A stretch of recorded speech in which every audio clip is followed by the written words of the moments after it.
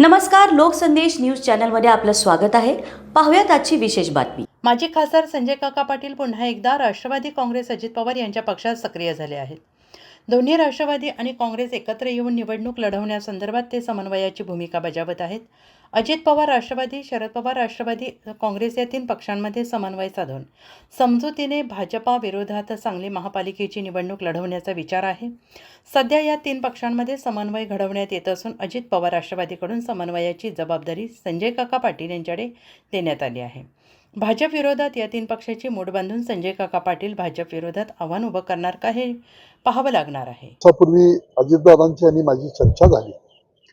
अजितदादांनी सांगितलं की थोडंसं या ठिकाणी महापालिकेच्या दृष्टिकोनातून आपण जबाबदारी घेतली पाहिजे। थोडीशी या बाबतीतली चर्चा झाल्यानंतर मग या ठिकाणी महापालिकेच्या दृष्टिकोनातून 2 दिवस झाला मी आता कार्यरत आहे।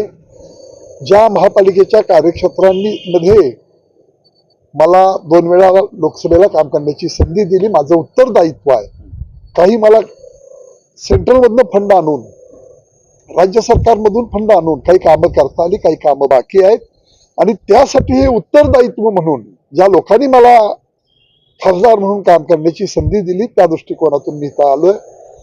राष्ट्रवादी काँग्रेस अजितदादा गट या माध्यमातून मी थोडंसं बैठकींना आयोजन केलेलं आहे। आमचे मकरंदाबा जे मंत्री आहेत त्यांचंही माझं बोलणं झालं, अजितदादांचं त्यांचं बोलणं झालं आणि कालपासून मकरंदाबा इथं आहेत। आज संध्याकाळपर्यंत बऱ्यापैकी हे विषय संपतील।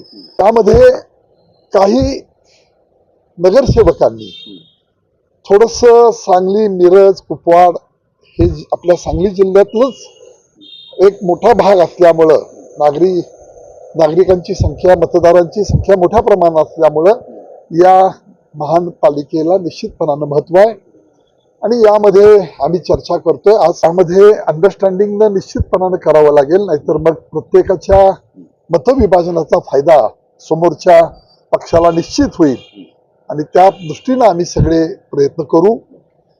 समन्वयाची भूमिका इथं खासदार म्हणून काम केलेलं आहे, उपनगराध्यक्ष म्हणून इथं काम केलंय। पूर्वीची माझी राजकीय कारकीर्द सांगलीतनं सुरू झालेली आहे, इथंही मी काम केलेलं आहे।